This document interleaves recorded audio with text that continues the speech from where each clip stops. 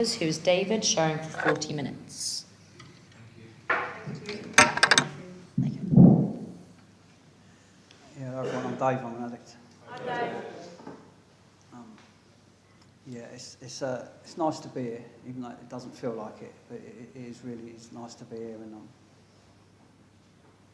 thank you for speaking, thank you, and thank you for everybody coming, for making the meeting possible, so I'm able to come to the meeting, and thanks, Dean, for asking me to come and do service for Narcotics Anonymous. You know, if I can, I'll always do service for Narcotics Anonymous. Talks about in our literature really nicely. It talks about how it's our purpose and our privilege to carry a message, and you know, and I believe that. You know, I believe that what me sitting up here tonight is something I take quite seriously, and yeah, and I truly feel it's a privilege. It doesn't feel like it because I feel quite vulnerable sitting up here. I was all right at the beginning. Anna was sharing, and she said about how she feels like she doesn't want to be here and doesn't want to do this. I was sitting there thinking, well, I don't feel like that. And then what normally happens is, you know, when it's coming from me to speak, that's when I start to feel like it. You know, so I was sitting here just now, and you know, they come back from the break, and GSR was doing the announcements and stuff, and I was sort of getting really anxious. My hands were starting to go really cold. You know, so what I do is I shut my eyes and I connect with what is my higher power. You know, I connect with that, and you know, and then also what I do is I'll open my eyes and I'll look around the room and I'll try and get a bit of eye contact with people. Well, I couldn't do that when I first got here, by the way. I'll come on to that a bit later, hopefully. Get a bit of eye contact with people, and I'd get like a nod, and you're going to be all right, and a bit of reassurance, you know, and that's just my process I go through. And I suppose I have experience now to know that, you know, no matter what happens with me sitting up here, because 40 minutes is a long time, right? It's a long time to talk, even if it is talking about myself and the program of Narcotics Anonymous. It's a long time, and you know, my head can do a right number on me. You know, you're going to dry up. You're going to get about 20 minutes in, and you're going to dry up, and you know, and you're going to show yourself up and all that, and you know. But one thing I do know is if that happens, I still know I'm going to be all right. You know, I still know that you guys will love me and encourage me no matter what. You know, I have experience of that, and that's the beautiful thing about this stuff. And you know, I was meant to set a stopwatch, but there's one there, but you know, don't matter. Because I get really nervous when I do this, but after a little while, my nerves will go, they will subside, and I'll get into my groove, and then you can't shut me up. But the thing is, you know, I think it's really important to acknowledge talking about this stuff, you know, is a lot easier than practicing it sometimes. You know, and I can talk about it, and you know, and the reason why I can talk about it is because when I first came to Narcotics Anonymous, you know, I was broken. You know, I was talking about, you know, I look around the room and have a bit, you can see I do that now. I can hold eye contact with people, I can do that. You know, when I first came here, I couldn't do that. I couldn't do that because I'd stopped using drugs. You know, and one thing I wasn't prepared for, you know, I heard someone say, he said, if you want to find out why you use drugs, stop using them. And I didn't know what that meant. I didn't know what that meant back then. You know, and I stopped using, and I started to feel all this stuff. You know, I started to feel, I didn't know what it was back then. I just was full up with feelings. You know, I'd talk and I'd just sweat. You know, I'd catch eye contact with you, and I'd get this jolt of like feelings right through me, and I now know it's like shame, right? Shame and guilt, right? And if I looked at you, I'd try. I'm going to do it to Dean because I know Dean and I'm really comfortable with Dean. If I looked at you, I'd try and sort of look to the left or right of you a little bit, so I didn't have to hold eye contact with you, because I'd get overwhelmed by these feelings, and I truly believed that you could see how I felt about myself. I believe that. Because when I stopped using, you know, I did some stuff to use it. I'm not going to go into it. I won't know. You spoke about imitation gangster syndrome or something like that. I do a lot of H&I service. I'm really passionate about H&I. I've been doing it since day one, really. And I remember I went up to a prison, and I remember the guy was sharing, and if any of you have ever been in prison, they have this like front and bravado and all that. And my mate, he just right-sized a lot of them. He just went, "There's no gangsters in a methadone queue." He right-sized a lot of them, and that's what I'm getting at, really. That's the point. What I did to use, I wasn't no Flash Harry or anything like that. Do you know what I mean? I really wasn't. One, I didn't have it in me. Two, I wasn't lucky enough. I hear people share and they say, drugs stopped them from feeling. I wasn't that lucky. I really wasn't. Because when I had to do the stuff I had to do to use, I felt it. In here. I'd get a pang of guilt, and my thinking would go, "You fucking really shouldn't be doing this, Dave. You really shouldn't be doing this. You're not cut out for this." Because when I opened up speaking, I said I feel really vulnerable and frightened and exposed and all that. I was in positions where I was using where I felt like that. But in here, it's all right for me to say that, because you won't take advantage of me. If I was in a whatever, I'm not going to go into it, but imagine if I was somewhere else and we was just about to go and do an earner, and I go, "Well, actually, I feel a bit scared. I feel a bit vulnerable." Imagine what's going to happen to me. I couldn't do it, and I suppose I'm grateful for that, because if drugs had stopped me from feeling, I think I might still be using them. I don't know that. I've heard a lot of speakers over my years, and what I do is I hear people speak and I think, yeah, that's relevant to me, I'm going to use that. I'll take that, I'll use that. That's not relevant, I'm not going to use that. So a lot of the stuff I'm going to say, and a lot of stuff you hear me say, it's not mine. So please don't sit there and think, "Wow, he's amazing, that fella," because it's not mine. I've heard other people say it, and I just apply it to me. And one of the things I really liked, I heard a person share once, and he said, it was funny, he went, "I'm not going to give you a drug-a-log." He said, "And how many times you hear people say that, and then they give you a drug-a-log?" Right? He went, "But I'm not going to do that." He said, "All I'm going to say is," he said, "the disease of addiction," he said, "it cost him more than he ever wanted to pay, and he doesn't just mean financially. He said it had him doing things he didn't really want to do, and things he didn't think he was capable of doing.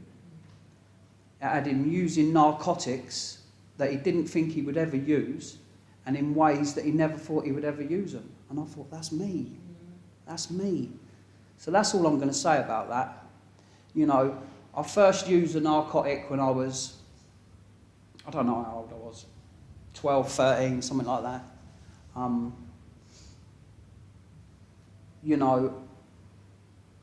And again, I hear a lot of people share about they felt different from everybody else when they was a kid.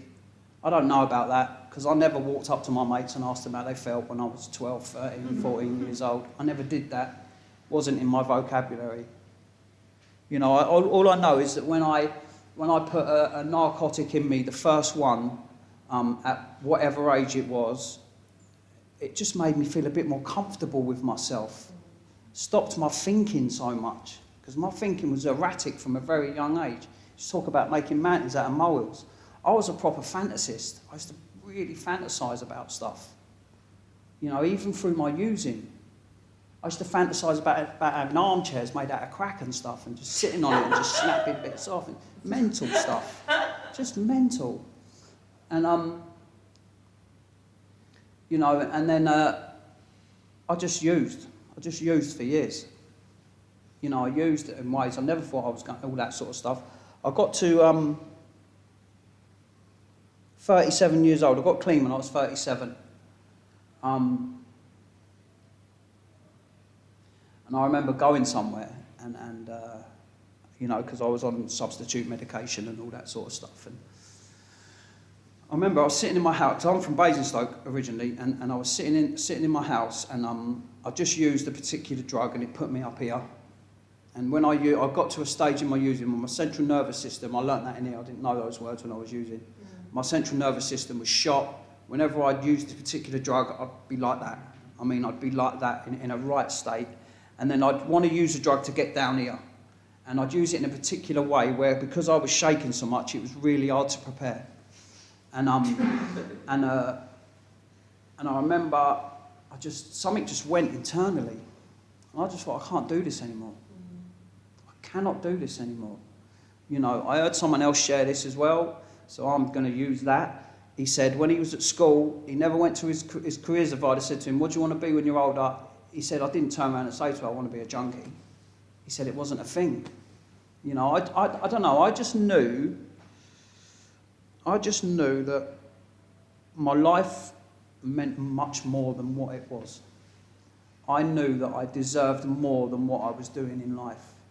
You know, there was a little bit of me that knew I was worth more than what was going on in my life.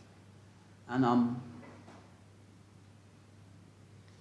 you know, I was with a girl at the time, and, you know, she was off out doing whatever. She come back and she looked at me, she went, what's wrong with you? I said, I can't do this anymore.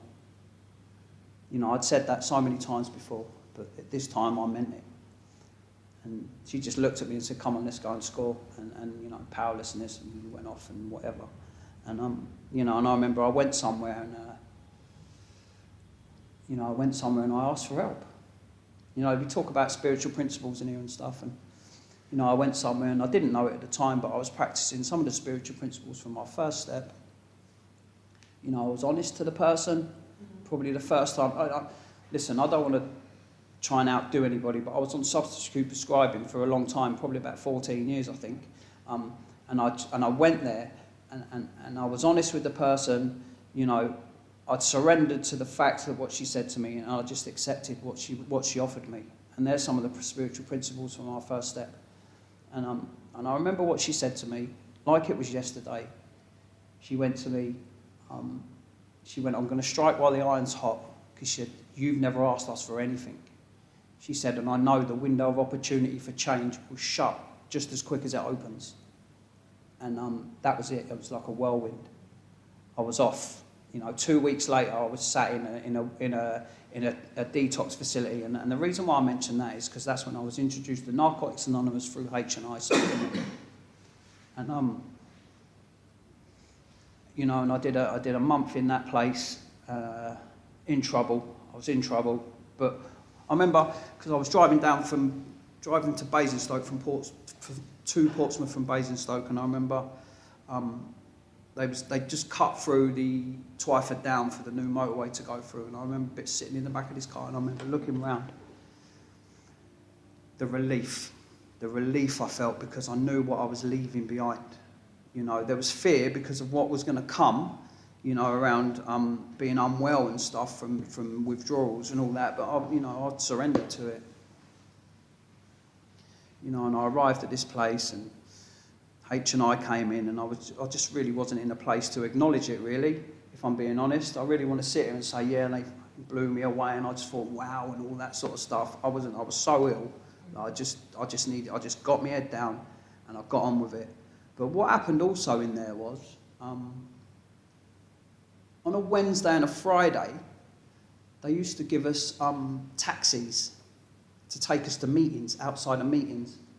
And I was in there, and I met this guy called Robin. You know, he's still in the fellowship. I ended up being the best man at his wedding, and godparent to his children. And he said, come to a meeting. I went, what's that? He went, just come, man. Just get in a taxi and come. And I got in the taxi, and I went to the old Southsea Community Centre in Portsmouth. This was in 2010. And I remember pulling up in the taxi, riddled with self-obsession. You know, looking at the differences. You know, people look really well, really happy and stuff, and I just didn't feel like that. And I remember looking, and I saw this guy walk out the meeting, and I thought, that's such and such from my town. He just disappeared like 2 years ago. And I walked up to him, and he went, fucking hell, fancy seeing you. And he was like, I bought my first bag of whatever off this guy, sort of fill the blanks in yourself, about 14 years previous. And he was 2 years clean. And I just thought, wow. He was worse than me, this fella, by the way. He was worse than me, yeah. And I just thought, wow. He said, I'm 2 years clean. I go to NA, I work the steps and all that. And I just thought, wow, there's something going on in there. And I still use that as an example to, you know, I just, this last August, I just celebrated 13 years clean. And that's thanks to NA, right? That's thanks to NA and you guys for helping me do that. And still to this day, I still use that example as a step 2 example when I'm privileged enough to go through step work with sponsees. Because that too is a privilege. Sponsorship is the most precious thing we can do in here. God, I got all emotional here. And I'll tell you why. I'll tell you why I think it's the most precious thing we can do in it. Last year, I come out of a relationship, and for whatever reason, you know, this woman didn't want to give me some of her time, and that's okay. That's her choice. But this is what this one thing it taught me is, you know, I say I link it in with sponsorship. Time is the most precious thing I can ever give anybody. Because if I give you a gift, I can ask for that back. Yeah. If I say nice things to you, I can soon cancel them out by saying some horrible things, and believe me, I can say some horrible things at times. But if I give somebody my time, I can't take that back. So that's why we talk about in here as sponsorship being the heartbeat of Narcotics Anonymous. Because time is the most precious thing that I can ever give you and you can ever give me. That's just my opinion. You know, and that's how strongly I feel about that. And anyway, you know, so that you know, I saw that guy come out the meeting and my step 2 stuff, and I thought, you know what, I'm going to give this a go. I'm going to have a go at this. Well, I went off to a 12-step treatment facility, and in the end, you know, I spoke about that woman where I went for help at the service, and you know, I didn't say to her, please can you send me to a 12-step treatment facility where Narcotics Anonymous hospitals and institutions come in, please? Please can you do that? I didn't know about any of that. And that's why, I just accepted I'm going to go where I'm going to go. And, you know, and I remember being in there. I got over the physical stuff that we go through, or that I went through, I got over the physical stuff. And, you know, for me, the disease of addiction, it lives between my ears. It's in my thinking, right? It will talk to me in my own voice, still to this day. It will tell me to do something that sounds like a really good idea. You know, sometimes I'll do that, you know, and it's not a really good idea. And that same voice that told me to do it will say to me, what the fucking hell did you just do that for? And that's just my understanding of it, right? And anyway, I was in this treatment facility, and, you know, I got over the physical stuff, and all of a sudden my thinking started going to me, you can go home now, Dave. You're all right. You got over the physical stuff. You can go home. You don't want to use. You'll be all right. You know, and I remember H&I came in that night, and I shared it in the meeting. I shared my thinking in the meeting, in the H&I meeting. And I remember the guy afterwards just spoke with me about how the disease of addiction is in the thinking and lives between his ears and tells him to do it. Because, you know, I truly believed I was the only one that thought like that, right? And it was the first time ever. It gave me so much hope, because it was the first time ever I identified with somebody when we was in an arena about narcotics, but we wasn't talking about narcotics, if that makes sense. We was talking about thinking, because I thought I was the only person that thought like that. And anyway, and it just gave me hope, really. And I left that treatment place, and I thought, right, I'm going to stay in Portsmouth. I'm going to give myself a year. If my life hasn't got better within a year, I'll go back. And, you know, I go back to my hometown now occasionally, not very often. I go back occasionally, and I go back occasionally, and I go back occasionally, and there's still people that I use with, you know, that are still doing the same stuff.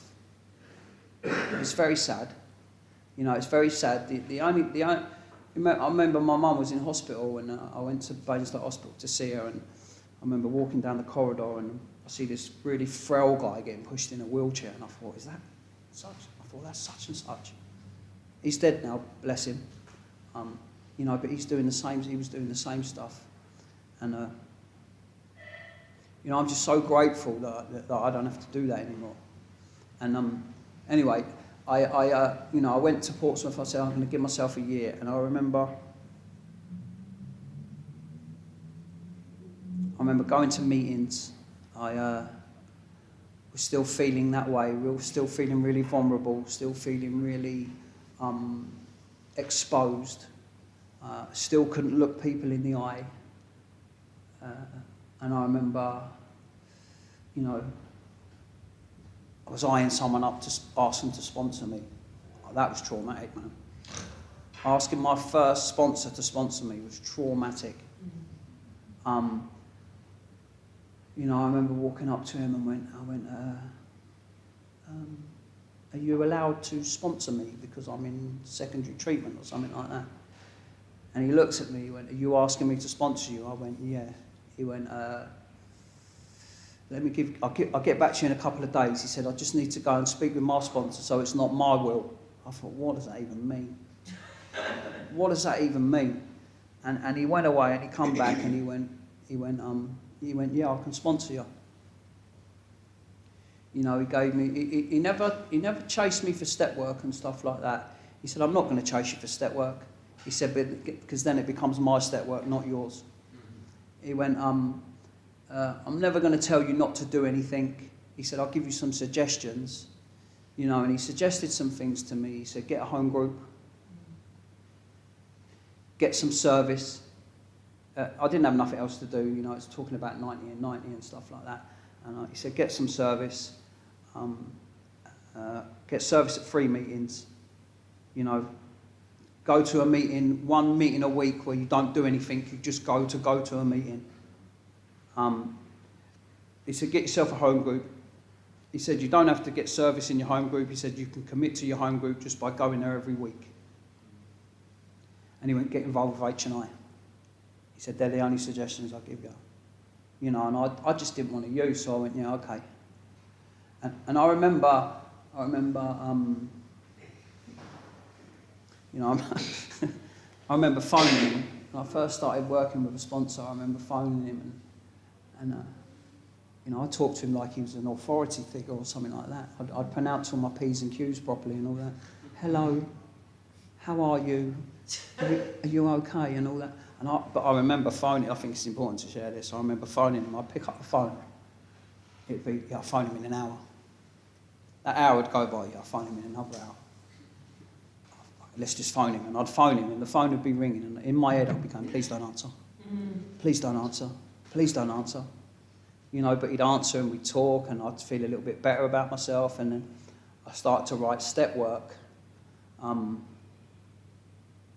remember walking to his house to read out the first bit of step work. Oh, the illness was loud in my head. Don't bother, I ain't going to bother with you. You know, it's going to be wrong. It's going to tell you to do it again. Because that's all I used to get at school, right? Yeah, do it again. It's not good enough. You know, that sort of stuff. And I remember got to his house, rung his doorbell, he went in. And I don't know what, but I phoned him. It must have been an all right day because I had like a pay-as-you-go phone, so I must have had a bit of credit on it or something because I phoned him and hello, where are you? I'm at your house and all that. And he went, yeah, I'm at the shop, you just have to wait 5 minutes. Okay, I'll see you in a minute. When I put the phone down, I thought, you cheeky fucker. Do you realise what it took for me to get here? And the head went, see, told you, they don't care. Just go. But I don't know, it's like I just stayed there and, you know, I started on this, like, a journey.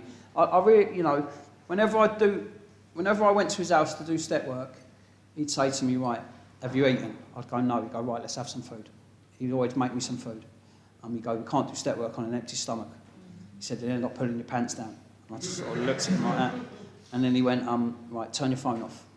He went, I'm turning my phone off. He went, it's just you, me and God. He went, that's it. he went, turn the telly off. He said, no distractions. And he just gave me his attention, and I wasn't used to that. And, you know, and over time, I started to relax a little bit more with the step work. And, you know, I remember getting to, you know, a fourth step. You know, I did a fourth step. You know, I'm not going to sit here and say it's the best thing I ever did for myself, because, you know, I've done some amazing things for myself over the years. But it was something I had to do, and I wanted to do. And the thing is, as well, with a fourth step, there's no surprises in it. There's nothing, when I'm writing, there's nothing sort of jumps out the woodwork and goes, remember me? You know, I knew, because I looked forward, I looked at the different sections, and as soon as I looked at them, I thought, oh, that. I knew what I was going to write in there. There was no surprises. You know, it's just whether I had the courage or not to write it in there. And I remember talking to my friend, and I went, I said, I'm on the resentment section of step 4. He went, oh. I went, I don't think I've got any. He went, what does the word resentment mean? I went, I don't know. He went, that's why you ain't got any. He went, get a dictionary and have a look at the word, what resentment means. So I looked it up, and it says to refill stuff or whatever, and I just thought, oh. You know, and I wrote these resentments down, and it was, yeah, it was all right. It was all right. It weren't like, I didn't think, oh no, I'm going to fucking use or whatever. It was all right. Because I had like an higher power in my life, I had all that sort of stuff. And one thing my sponsor said to me was, he said, see step work? I went, yeah. He said, it's a loving, caring, healing process. He says, it's not to beat you up, not to make you feel worse about yourself, not to do yourself any more harm. You've done enough of that over the years. He said, so if it gets like that, if you start to feel like that, like it's causing you harm, or it's really uncomfortable and you can't cope, he said, put it down. Put it down, come back to it another day. He said, it's not a race, man. And so I did that. I followed his direction, and I did that. And, you know, and I got to understand a little bit about myself. And what happened was, over time, you know, I started to feel get a bit more self-esteem and stuff. You know, he said to me, if you want self-esteem, do esteemable things. I didn't know what that meant. He said, I don't mean extravagant things. He said, just shower every day. Brush your teeth twice a day. Get 8 hours sleep of a night time. Eat a bit better.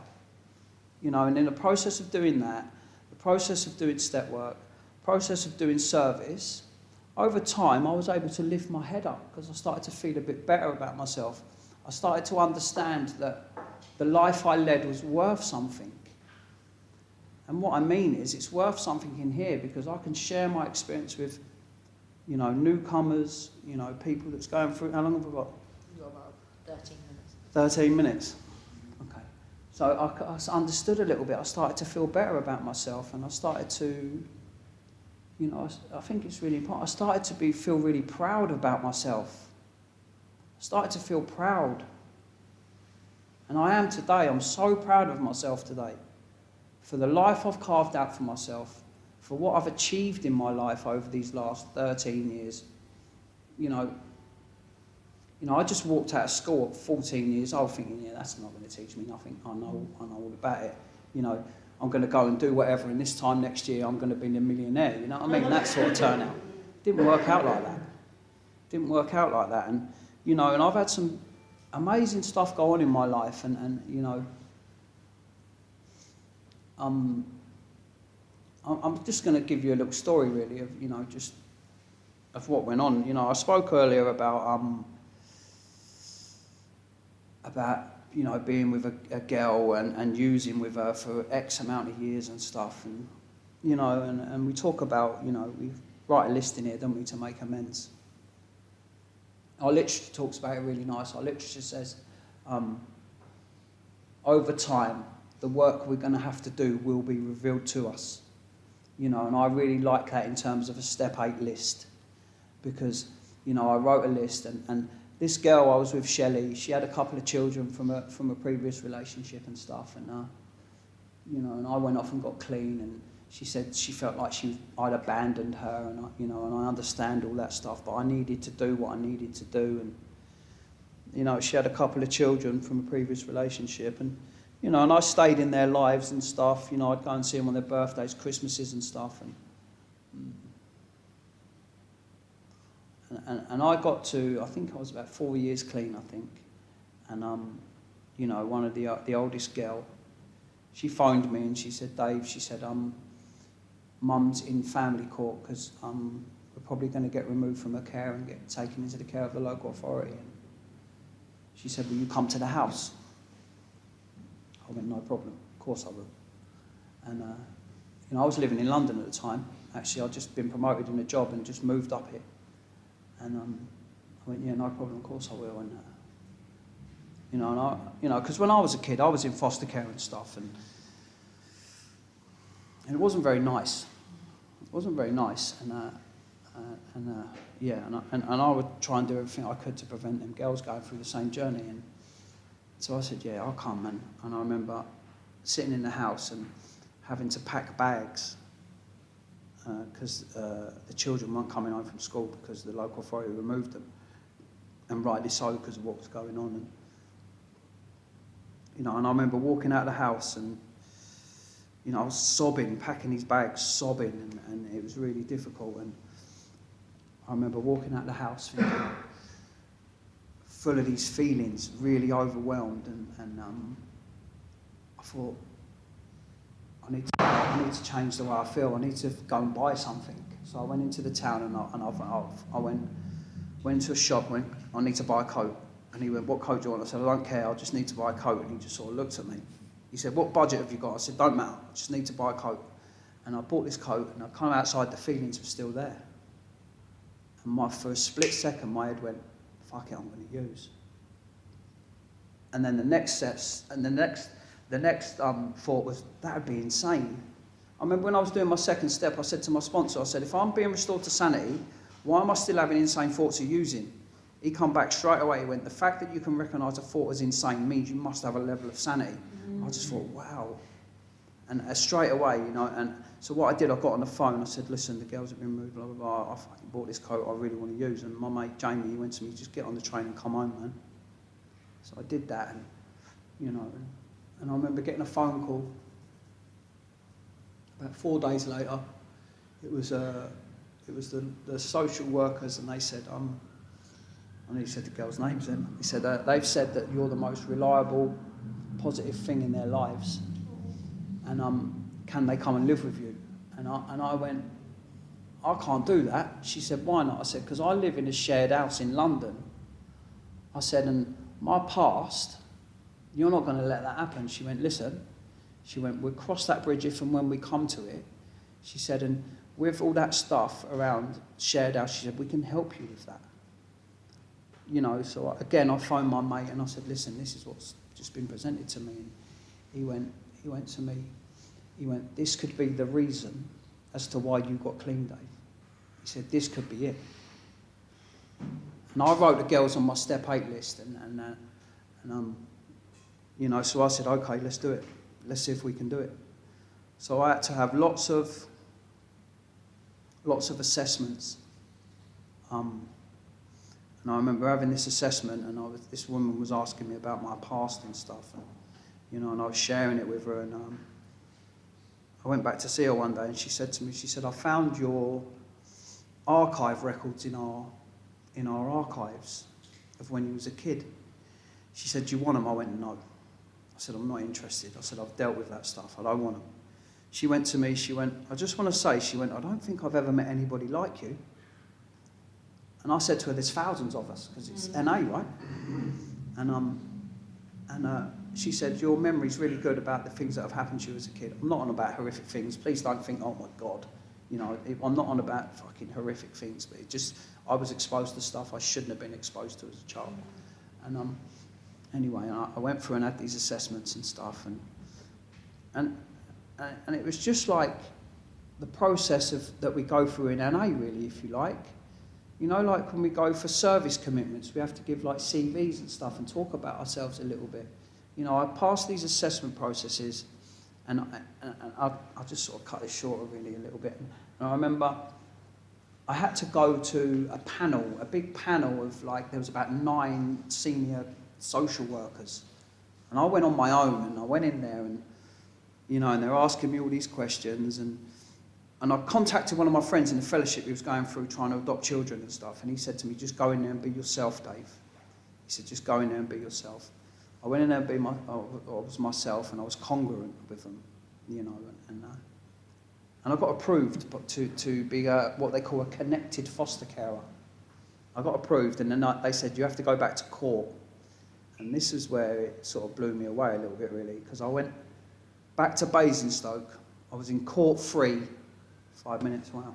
I was in court free in Basingstoke. Last time I was in that courthouse, I was in there on a dwelling charge, house burglary charge, and, you know, and that day, you know, I got awarded custody of these 2 teenage girls. And I cried with pride, right? And that's a strange feeling. You know, I'm used to crying with sadness and crying with anger, but I've never cried with pride before. And that was a strange feeling. You know, it felt like false and not real, because I'd cried with rage and anger and stuff. And, you know, anyway, that was 8 years ago. And, you know, and they've blossomed into beautiful, beautiful young women with the support of the fellowship. You know, I've been able to change the trajectory of their life. You know, like you have been able to change the trajectory of my life. Mm-hmm. And now, this is, you know, this is me now, right, in life, that when I was using, you know, I was a ponce, yeah? Get his toes on a fag, you know, that stuff, not lend us 100 quid, it was never that. Get his toes on a fag, get a swig of your beer, you know, that sort of stuff. And now, you know, the way I feel about my life and myself now, if I interact with somebody and talk to somebody, and then I walk away and leave them, and if they can turn around and say, do you know what, that geezer's all right, man. He's all right, he is. I'm happy with that. I'm happy with that, because people didn't want me near him. Not because I was a bully or a thug or anything like that. I don't want to be all grandiose, because that's not how it was. You know, I was a low-life ponce. Give us a quid. Two's on a rollie. You got a Rizzler. You know, that sort of shite.